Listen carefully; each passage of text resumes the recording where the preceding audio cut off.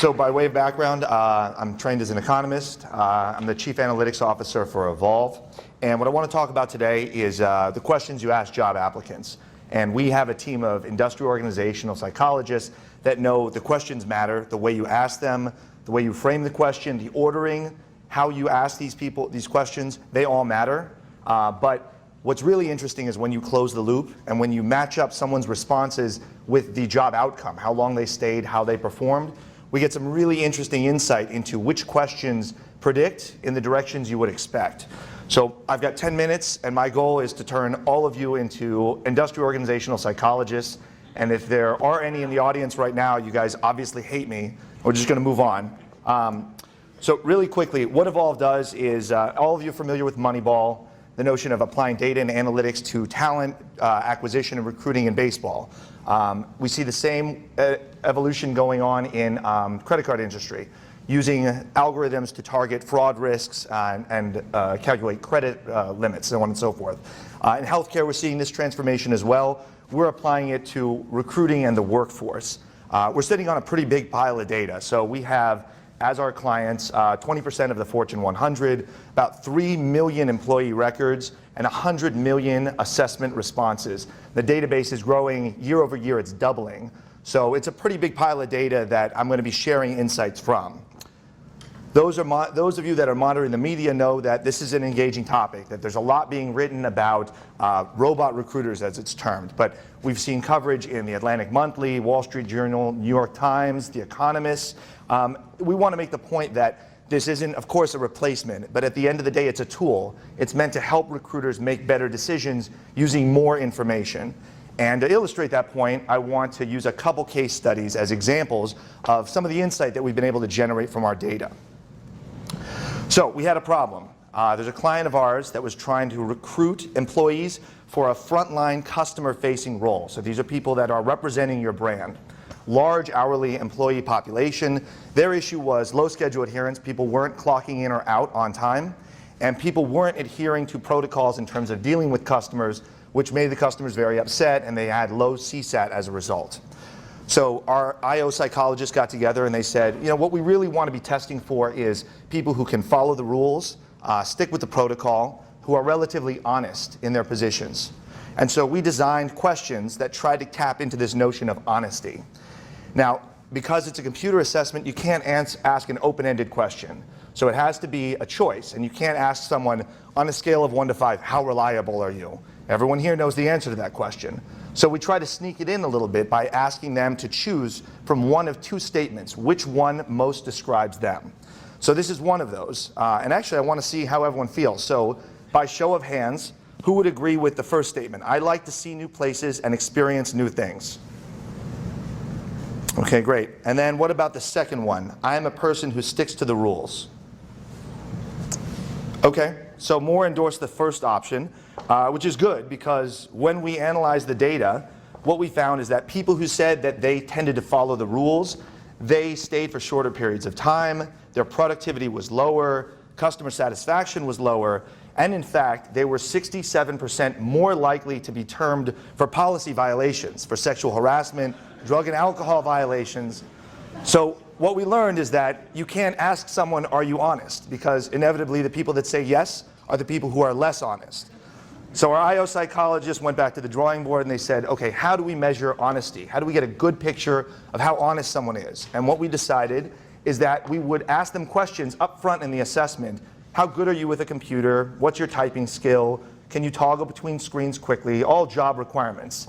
And then guess what? 3 screens later, we tested them. We had them do a typing test. We asked them, what's the shortcut for cutting and pasting text in a word processor? And what came out of that is a very clear picture. There were 2 groups of respondents that took the assessment. One was a group that were relatively honest, that they said that their computer proficiency was about on par with what they claimed. The second group were people that were very, very creative in that you'd have people that said, I do software engineering in my spare time. My typing is about 10 words per minute, things like that. And so what we were able to do is then look at the results for those 2 groups of people, and a very clear picture came out. That tenure was longer for that more honest group. They were 8% less absent, so absenteeism was lower, more productive, better customer satisfaction. They did better on every single KPI except for one, and that was sales conversion. I'll let you guys make your own joke about that. So there you go, there's the graph. Okay, so second client. In this case, they're hiring for a frontline sales role.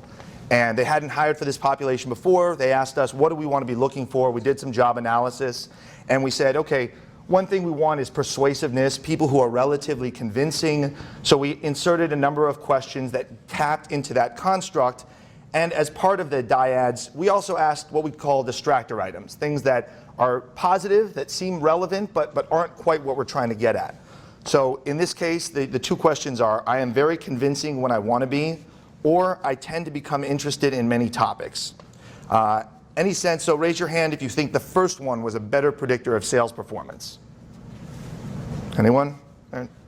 What about the second one? Okay, they're about evenly split.